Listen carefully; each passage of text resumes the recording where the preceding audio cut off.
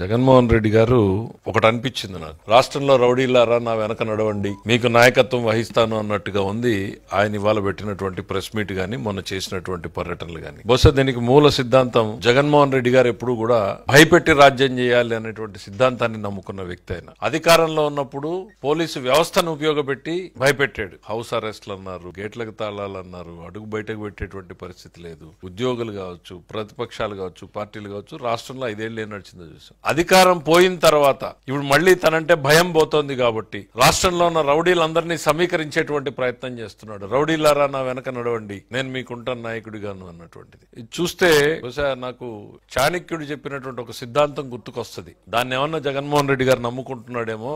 చిన్న డిఫరెన్స్ అది ఆయన రాచరిక వ్యవస్థలో ఉన్నప్పుడు చెప్పాడు. ఒక రాజుని రాజ్యం నుంచి ఆక్రమించి తరిమేసినప్పుడు ఏ అడవుల్లోనో తలదాచుకున్నటువంటి రాజుకి చాణక్యుడు సలహా ఇస్తాడు. అడవిలో ఉన్నటువంటి దారిదోపిడి దొంగలందరినీ సమీకరించు, అదను చూసి కోట మీద తిరుగుబాటు చెయ్యి అని. అట్లా రాష్ట్రంలో ఉన్నటువంటి రౌడీల్ని, బ్లేడ్ బ్యాచ్ల్ని, గంజాయి బ్యాచ్ల్ని, బెట్టింగ్ బ్యాచ్ల్ని, అన్ని బ్యాచ్ల్ని సమీకరించేటువంటి ప్రయత్నం చేస్తున్నాడు జగన్మోహన్ రెడ్డి గారు ఈ పర్యటనల ద్వారా. ప్రజల కోసమో, ప్రజల సంక్షేమం కోసమో, ప్రజల బాగోగుల కోసమో, ప్రభుత్వం మీద ఒత్తిడి తెచ్చే దానికోసమో కాదు. ఈ అరాచకాన్ని, అరాచక వాదుల్ని వెంట పెట్టుకుని మళ్లీ తనంటే ఒక భయాన్ని సృష్టించాలి అనేటువంటి ఆయన నమ్ముకున్న రాజ్యాంగమే అది. వాళ్ళ తాత రాజ్యాంగాన్ని నమ్ముకున్నాడు కాబట్టి నిన్న వాళ్ళు ఓపెన్ గా పెట్టుకున్నారు కదా, ఫ్లెక్సీల్లో పెట్టుకున్నారు కదా, మా రాజారెడ్డి రాజ్యాంగం అని. మీకు భారత్ ఇండియన్ డెమోక్రసీ మీద, భారత రాజ్యాంగం మీద నమ్మకం లేదు మీకు. మీరు రాజారెడ్డి రాజ్యాంగం అని డైరెక్ట్ గా ఫ్లెక్సీలు పెట్టుకుని తిరిగారు. వీఆర్ డిక్లేరింగ్ ది వార్ అన్నారు. ఏంటి రప్ప రప్ప నరుకుతామా? ఈ సినిమా కాదయ్యా జగన్మోహన్ రెడ్డి గారి, సినిమా కాదు, డెమోక్రసీ. భాషా భావం, మీ మనసులో ఏ రకమైన ఆలోచనలు ఉన్నాయనేది బయటపడతా ఉంది. కరెక్ట్ గా